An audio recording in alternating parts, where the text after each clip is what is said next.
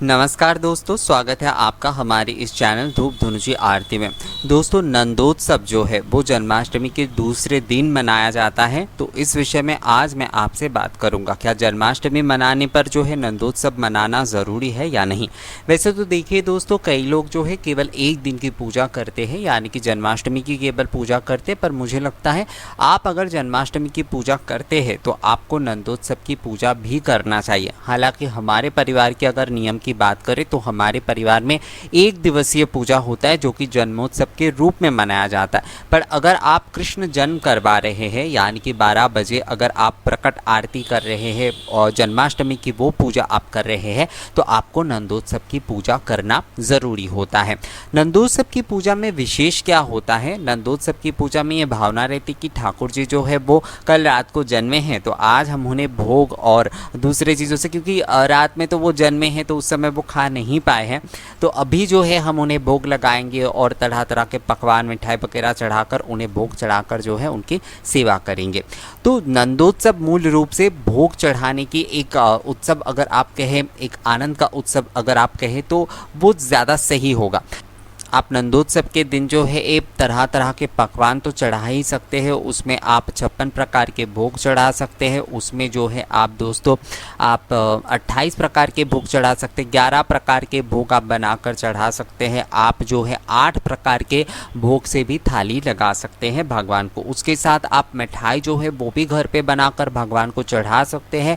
और उसके साथ साथ जो है आप अगर आपको अगर बाज़ार में भी मिल जाता है अच्छे वाले कुछ मिठाई जो कि शुद्ध तरीके से बनता है। बहुत सारे ऐसे दुकान होते हैं ना जो कि भगवान के नाम पर ही साल भर जो है वो मिठाई बनाते हैं। वैसे हाँ, लोग भी उसे खरीदते हैं खाने के लिए, पर उनके वहाँ पर इतने अच्छे तरीके से बनाई जाती है ना वो मिठाई, पूरी वगैरह भी कई समय जो है वहाँ पर बनता है, तो वो एकदम शुद्ध तरीके से बनता है। तो आप वैसे दुकानों से जो है मिठाई लाकर भी भगवान को भोग चढ़ा सकते हैं। क्योंकि कई समय क्या होता है कि हम सभी को जो है भोग बनाना आएगा और बहुत सारे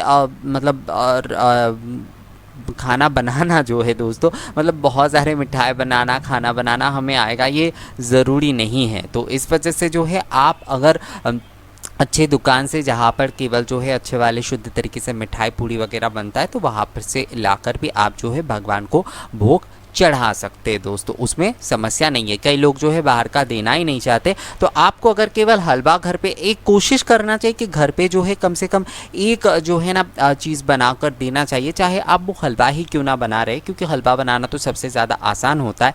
तो आप हलवा बना कर दीजिए। और दूसरी चीज़, अगर आप शुद्ध दुकान से खरीद कर लेकर आते, जहाँ पर जो है किसी भी प्याज लहसुन और इन सारी चीज़ों का प्रयोग नहीं होता है, ऐसे दुकान से अगर खरीद के लेकर आकर आप भगवान को चढ़ा रहे हैं तो कोई समस्या नहीं है। बस नमक के अगर कोई चीज़ें हैं तो उनसे आप पूछ लीजिएगा। कई समय तो जन्माष्टमी के दिन जैसे कि नमक की चीज़ें दुकानों में नहीं बिकते, मिठाई के दुकानों में वो सेंधा नमक डाल के ही दूसरी चीज़ें बनाते, तो आप बस उनसे एक बार पूछ लीजिएगा कि उसमें नमक का प्रयोग है या नहीं, क्योंकि जो साधारण जो नमक है उसका प्रयोग जो है ना भगवान की पूजा में नहीं की जाती है। तो आप इस तरह से जो है भगवान को नंदोत्सव के दिन जो है भोग लगा सकते हैं दोस्तों। अब आप अगर भोग आपके, क्योंकि लॉकडाउन के चलते शायद आपको भोग मिठाई वगैरह नहीं मिल रहा है और आप घर पे भी बहुत कुछ नहीं बना पा रहे, तो आपको क्या करना है, तो आप जो है ना मेवे का भोग लगा सकते हैं। यानी कि जो काजू हो गया, किशमिश हो गया, खजूर हो गया, ये सारी जो चीज़ें हैं इसका भी आप भोग लगा सकते हैं। अगर आपको कुछ ना मिले तो आप नारियल का कम से कम भोग लगा सकते हैं दोस्तों, ये तो आपको मिल ही जाएगा। आप अगर 2 दिन पहले भी नारियल खरीद कर रखते हैं तो भी चल जाएगा। तो आप नारियल और जो सूखे चीज़ें हैं वो आप कम से कम जो है पहले से ही खरीद कर रख सकते हैं जब मिल रहा है, क्योंकि हो सकता है कि अचानक से जो है वो जन्माष्टमी के दिन उस दिन ना मिले और नंदोत्सव में आप शायद इसलिए उसे चढ़ा ना पाए, तो आप उसे पहले से भी खरीद कर रख सकते हैं दोस्तों। और मुझे लगता है घर पे बने हुए एक अलग बर्तन में अगर आप सूजी के हलवा केवल बना कर देते तो भी वो भोग में चल जाता है, उसमें समस्या नहीं। अब भोग चढ़ाने के बाद भगवान को इस दिन भोग आरती करना होता है। भोग आरती में इस दिन आपको जो है जैसे धुनजी और पंच दीपक से तो आरती करना ही है। आप अगर चाहे दोस्तों, आप अगर चाहे तो उसके साथ साथ जो है ना जलपूर्ण शंख से भी आप आरती करिए, और मोर के जो पंख होते हैं वो अगर आपके पास है तो आप उससे आरती करिए। लीजिए, या फिर आम के पत्ते से एक पंखा आप बना लीजिए, उससे भी आप भगवान को जो है ना व्यजन कर सकते हैं, यानी कि उन्हें हवा देना जैसे होता है ना, उस तरीके से व्यजन करके उनकी आरती करिए। आरती में शंख और घंटी आपको बजाना है। आप अगर कोई आरती गीत गाना चाहते हैं तो वो भी आप कर सकते हैं दोस्तों।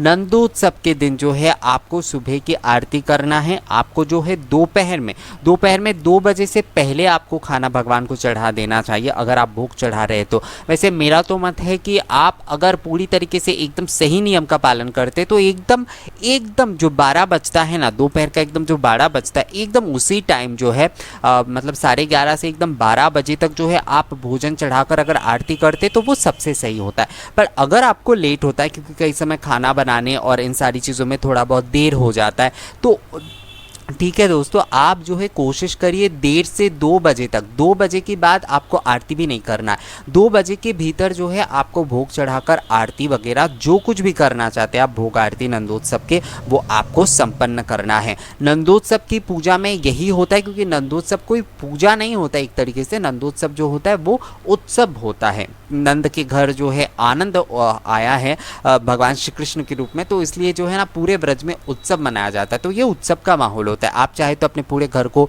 बहुत अच्छी तरीके से सजा सकते हैं, फूलों से, खिलौनों से सजा सकते हैं। पूरे घर में आप गुग्गुल डाल के, चंदन के आप धूप कर सकते हैं। ये बहुत अच्छा होगा अगर आप करते हैं तो।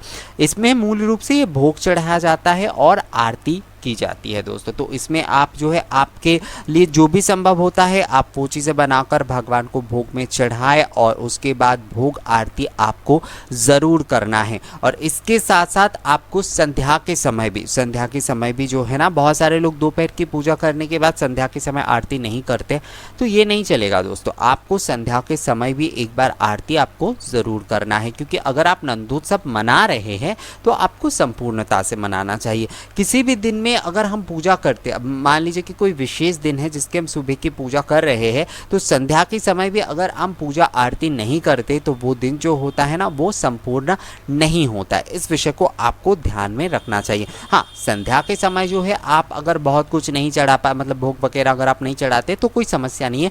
मूल रूप से जो है आपको दोपहर का जो भोजन होता है, दोपहर का जो भोग होता है, 56 प्रकार के हो, 28 प्रकार के हो, 11 या 8 प्रकार के भोग जो है वो आपको भगवान को नंदोत्सव के दिन चढ़ाना है। यही होता है नंदोत्सव की मूल पूजा आप कह लीजिए, मूल सेवा आप कह लीजिए, आरती कह लीजिए। ये मूल रूप से भोग आरती का समय होता है। बहुत सारे लोग इस दिन जो है भागवतम का पाठ करते हैं, यानी कि श्रीमद् भागवत का पाठ करते हैं। बहुत सारे लोग भगवत गीता के पाठ करते हैं। बहुत सारे लोग अष्टोत्तर जो शतनाम होते श्री कृष्ण भगवान की उसका पाठ करते हैं। बहुत सारे लोग कुछ दूसरे अपने लोकगीत को गाकर जो है भगवान को भोग लगाते, आरती करते। तो आपके परिवार में अगर ऐसा कोई नियम है तो आप इसे कर ही सकते हैं। यहाँ पर एक सवाल मुझे किया गया था, मैं उसका जवाब भी इस वीडियो में दे देता हूँ दोस्तों। बहुत सारे लोगों ने ये मुझे पूछा है, बहुत सारे नहीं, 2 लोगों ने एक्चुअली पूछा है मुझे कि अगर तुलसी के पत्र हमें नहीं मिल पाते हैं तो हम किस तरीके से जो है ना भगवान को हम भोग लगाएंगे। वैसे तो देखिए दोस्तों, तुलसी का पत्र जो है वो होना बहुत ज़रूरी होता है। वैसे मुझे लगता है आजकल बाज़ार में भी अगर आप ढूंढेंगे तो आपको मिल ही जाएगा तुलसी के पत्र। अगर आपको नहीं मिल रहे हैं, मतलब तुलसी के पत्र आपको एकदम से ही नहीं मिल रहे हैं, आपके पास अगर तुलसी के काष्ठ है तो उसे आप पानी में भिगोकर चंदन के साथ जो है, यानी चंदन पानी के साथ उसे भिगोकर उस जल से भी जो है भगवान को आप भोग लगा सकते हैं। क्योंकि तुलसी के काष्ठ जैसे मैंने बताया कि धूप के लिए भी इस्तेमाल होता है, तो अगर वो है आपके पास तो उसे भी आप भिगोकर जो है ना आप उसका जल जो है वो आप छिड़काव कर सकते हैं। अगर आपके पास तुलसी के माला है तो उस तुलसी के माला है, मतलब वो आप पहनते नहीं हैं या फिर वो आप किसी दूसरे चीज़ में इस्तेमाल नहीं करते हैं, केवल जो है वो माला के रूप में आपने रखा है। जप का माला नहीं होना चाहिए। अगर आप जप करते हैं उस माला से तो वो होना नहीं चाहिए एक्चुअली दोस्तों। आपके पास अगर ऐसे ही कोई तुलसी का माला रखा हुआ है तो उस माला को भी आप पानी में भिगोकर जो है उस जल से भी जो है ना भोजन निवेदन कर सकते। ये मैं अपनी दादी को देखा करता था, अगर किसी समय तुलसी नहीं मिलता था तो इस क्रिया को भी आप कर सकते हैं। पर सबसे सही होता है जो तुलसी के जो काष्ठ होते हैं ना उसे आप चंदन के पानी के साथ भिगो लीजिए और उसके जल जो है वो आप भगवान को अर्पण कर दीजिए। तो तुलसी बहुत सारे समय जैसे नहीं मिल पाते, तुलसी माँ हमें नहीं मिल पाते, तुलसी के पत्र जो है, तो उस समय भी आप तुलसी के माला भगवान को पहना कर भी जो है ना पूजा कर सकते हैं, जन्माष्टमी हो या फिर किसी और पूजा में हो। तो दोस्तों नंदोत्सव के दिन आपको भगवान को भोग लगाना है, आपको भोग आरती करना है। भोग में आप 56 प्रकार की भोग लगा लीजिए। आप अपने घर पे बनाइए या शुद्ध किसी दुकान से जाकर उसे खरीद लेकर आइए। ऑर्डर दे सकते हैं आप पहले से ही। आपके पास अगर कुछ ना है तो आप हलवा बना कर दे सकते हैं। मेवे आप जो भी आपके पास जो सूखे मेवे होते हैं वो आप चढ़ा सकते हैं, या फिर कुछ नहीं कर पा रहे तो नारियल जो है वो ही आप चढ़ा दीजिए। नारियल और बतासा भी अगर आप चढ़ाते हैं ना तो भी वो भोग ही हो जाएगा दोस्तों। उसे चढ़ाकर जो है आप धूप से यानी धूप और दीप से आरती करिए, धुंजी धूप और पंचदीपक से आरती करिए मेरा मतलब है, या फिर जो है आप पंचनिराजन आरती भी कर सकते हैं। थोड़ा समय लेकर इस दिन जो है ना आप आरती ज़रूर करें, क्योंकि इसमें जो है ये भोग चढ़ाना और आरती करना ही मूल रूप से पूजा होता है।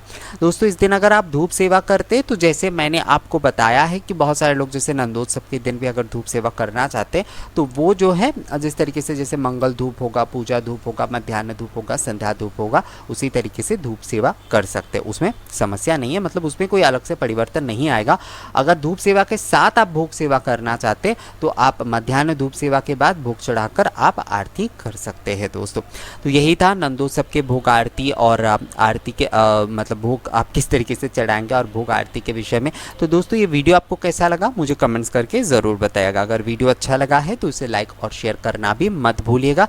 और दोस्तों मिलेंगे आपसे अगले वीडियो में नई किसी जानकारी के साथ। तब तक के लिए नमस्कार।